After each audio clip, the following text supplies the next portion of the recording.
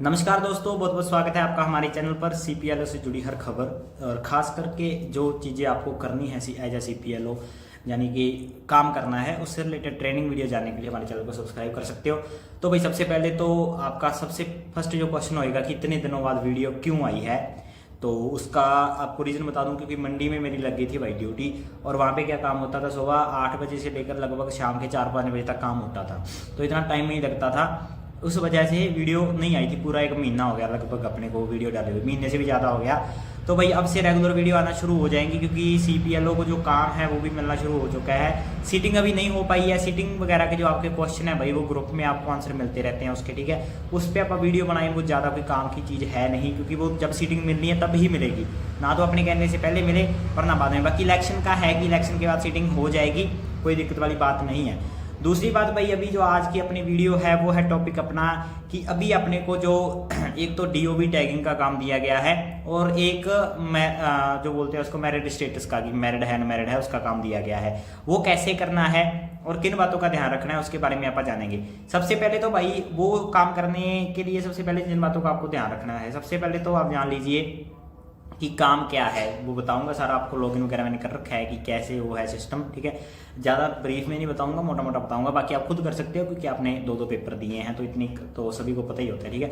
लेकिन उसमें ध्यान रखने जो जो बातें हैं, सबसे पहले तो जो डीओबी टैगिंग का काम है वो क्या है। उसमें मोस्टली वो पर्सन है जिनकी एज 60 से प्लस है, उनकी डेट ऑफ बर्थ वेरिफिकेशन उसमें आई हुई है। तो आपने क्या करना है भाई, इसमें देखो अपने फैमिली आईडी में आपके डॉक्यूमेंट के प्रूफ के तौर पे 4 डॉक्यूमेंट वैलिड होते हैं, ठीक है। मोस्टली 4। सबसे पहला होता है वोटर आईडी कार्ड, जो ज़्यादातर लोगों के पास होता ही है, तो वोटर आईडी कार्ड होना चाहिए। लेकिन एक बात का ध्यान रखना है भाई सभी ने, वोटर आईडी कार्ड आपने 2017 से पहले का ही लगाना है। 2017 के बाद का वोटर आईडी कार्ड नहीं चलेगा। ये बात आपने पक्का ये बात याद रखनी है, इसमें कोई भी दो राय नहीं है। 2017 के बाद का अगर किसी का भी वोटर कार्ड है तो वो नहीं चलेगा। उसका सोल्यूशन भी आपको बताऊंगा, अगर किसी ने बाद का बना रखा है तो उसका सोल्यूशन क्या आएगा, ठीक है भाई। पहला वोटर कार्ड।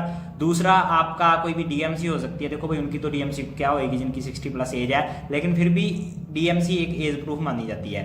तीसरे नंबर पे एसएलसी हो सकती है, लेकिन एसएलसी के साथ क्या है, आपको एक विड्रॉल रजिस्टर होता है हर स्कूल में, उसकी फोटो भी लगानी पड़ेगी, ठीक है। वो होता है कि आप एसएलसी होती है जो काट के देते हैं, और साथ में एडमिशन नंबर के प्रूफ के साथ उसका होता है अपना विड्रॉल की फोटो होएगी, ठीक है। स्कूल से जहाँ से वो निकलवाएगा सामने वाला बंदा, तो वहाँ से उसको दे देते हैं, विड्रॉल की फोटो कॉपी भी दे देते हैं। तो वो दोनों को मर्ज करके आप एक पीडीएफ बना सकते हो। में से अगर कोई नहीं है तो भाई वोटर कार्ड ऑलमोस्ट सभी का होता है। अगर किसी का वोटर कार्ड नहीं है, मान लो गुम हो गया, या उसने 17 का बाद का बना रखा है अपडेट वगैरह करा के, तो उसके लिए सोल्यूशन क्या होता है, उसके लिए आप अपने डिस्ट्रिक्ट जो इलेक्शन ऑफिस होता है वहाँ से उसकी नकल निकलवा सकते हो। आप नहीं निकलवाओगे, जो भी सिटीजन होएगा वो निकलवाएगा, ठीक है। तो उसको बोल देना भाई वहाँ से अपने जो मैंने बताया इलेक्शन का जो होता है, एक रूम होता है स्पेशल बना हुआ डिस्ट्रिक्ट में, हर डिस्ट्रिक्ट में, तो वहाँ से निकलवा सकता है नकल। उसकी नकल ही चलेगी, फिर नकल की आप फोटो लगा सकते हो। अब जो भी डॉक्यूमेंट आप अपलोड करो, तो भाई अपलोड करते टाइम एक ध्यान रखना है आपने कि वो उसकी क्वालिटी पूरी हो, ब्लर फोटो ना हो, ताकि उस पर जो नंबर लिखा है, डेट ऑफ बर्थ लिखी है, वो क्लियरली मेंशन हो और दिख रही हो, ठीक है, अच्छे से दिख रही हो। ऐसे ना हो कि वो ब्लर हो और आगे से रिजेक्ट हो जाए, क्योंकि आपको जो पैसे मिलेंगे इसके कमीशन के ही मिलेंगे, और कमीशन तब मिलेगा जब आपका वो एक्सेप्ट होएगा, ठीक है भाई। इन बातों का ध्यान रखना है। अगर तो आपकी ट्रेनिंग हो चुकी है तो मोस्टली ये बातें आपको बता दी गई होंगी, लेकिन फिर भी क्या है कि आपको इन बातों का ध्यान जरूर रखना है, ठीक है। तो अब मैं आपको थोड़ा सा पोर्टल का भी दिखा देता हूँ कि पोर्टल पे कैसे आपको काम करना है और कैसे कैसे अपलोड करने हैं डॉक्यूमेंट्स, ठीक है भाई। तो अभी आप चलते हैं स्क्रीन पे और दिखाता हूँ आपको कि आपने उस पर कैसे काम करना है।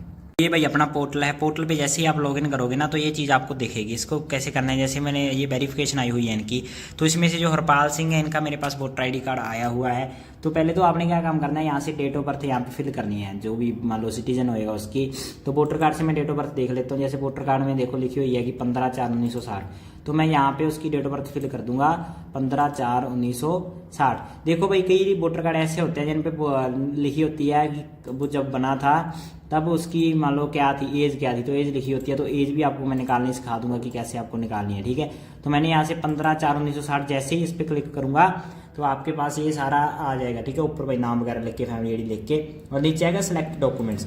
अब ये देखो इसमें आप ना ये डॉक्यूमेंट्स अपलोड कर सकते हैं। जैसे बर्थ सर्टिफिकेट है, मैं पहले बताना भूल गया था भाई आपको, बर्थ सर्टिफिकेट आप इसमें अपलोड कर सकते हो, voter I D card upload कर सकते हो, ये 10th की DMC अपलोड कर सकते हो, और SLC अपलोड कर सकते हो। जैसे मैं voter I D card upload करना चाहता हूँ तो voter I D card upload करूँगा, उसके बाद यहाँ पे मैं लिखूँगा डॉक्यूमेंट नंबर। डॉक्यूमेंट नंबर लिखने के बाद जैसे ही मैं यहाँ पे क्लिक करूँगा और उसके बाद क्या है आगे ये अपलोड करवाएगा अपना भाई।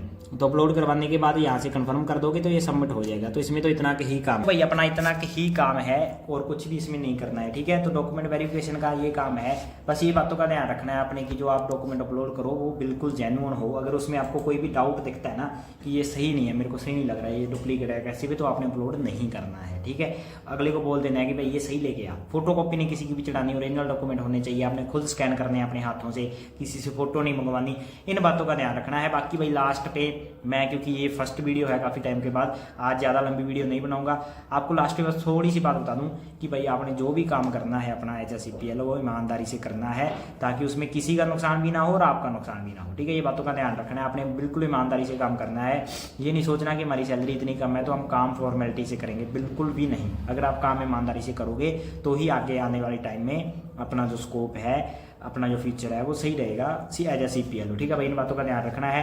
बाकी ये पोर्टल की थोड़ी बहुत जानकारी थी, आगे रेगुलर वीडियोस आती रहेंगी, कोशिश करूंगा। तो वीडियो देखने के लिए बहुत बहुत धन्यवाद। और लास्ट पे जैसे मैंने बता दिया था कि 3 डॉक्यूमेंट बताए थे, लास्ट में बर्थ सर्टिफिकेट बनाना भूल गया था, तो भाई वो इंक्लूड कर लेना। 4 डॉक्यूमेंट आप इसमें अपलोड कर सकते हो, एक बर्थ सर्टिफिकेट, एक DMC, एक वोटर ID कार्ड या फिर SLC, इन चारों में से कोई भी कर सकते हो। लेकिन जो भी डॉक्यूमेंट करो चेक करके बिल्कुल कि जेन्युइन डॉक्यूमेंट हो। बस आज की वीडियो में इतना ही, बहुत बहुत धन्यवाद।